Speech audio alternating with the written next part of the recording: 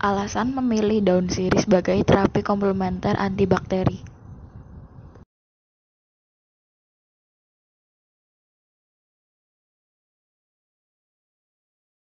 Tanaman daun sirih merupakan salah satu terapi komplementer yang dapat dijadikan sebagai alternatif antibakteri.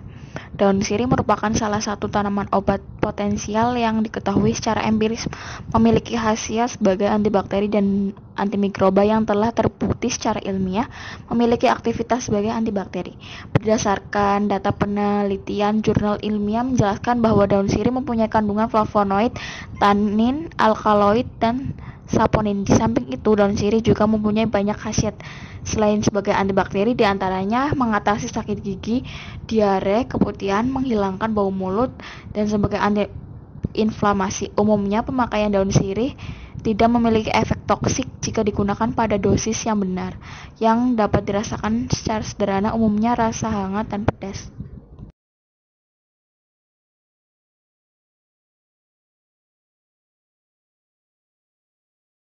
Alasan lain penggunaan infusa daun sirih diantaranya karena mudah didapat, aman, serta minim efek samping, dan murah, alami atau herbal. Flavonoid termasuk zat antibakteri. Mekanisme kerja dari flavonoid adalah dengan merusak dinding sel bakteri. Hasil interaksi flavonoid dengan DNA bakteri.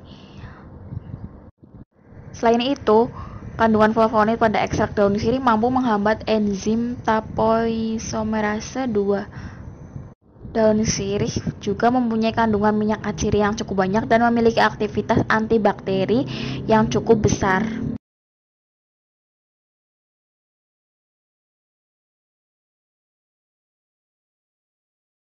Metode pembuatan infusa daun sirih.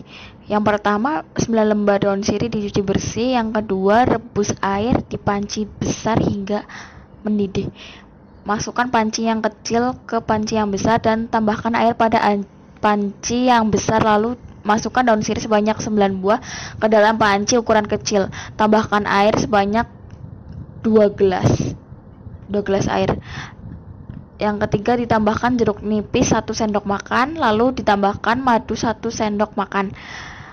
Keempat, nyalakan stopwatch, tunggu hingga 15 menit dan matikan kompor. Kemudian saring infusa untuk memisahkan dari ampas daun sirih, kemudian masukkan ke dalam gelas. Menggunakan metode infusa dan menggunakan pelarut air, bahan tambahannya madu dan jeruk nipis. Alasan menggunakan metode infusa, yang pertama ekonomis, lalu biayanya operasional rendah, dan alat yang dipakai sederhana. Yang pertama, 9 lembar daun sirih dicuci bersih. Masukkan panci yang kecil ke panci yang besar. Masukkan 9 lembar ke dalam panci ukuran kecil, lalu tambahkan air sebanyak 2 gelas. Ditambahkan jeruk nipis 1 sendok makan. Lalu ditambahkan madu 1 sendok makan sambil diaduk. Lalu nyalakan stopwatch, tunggu hingga 15 menit. Setelah ditunggu 15 menit,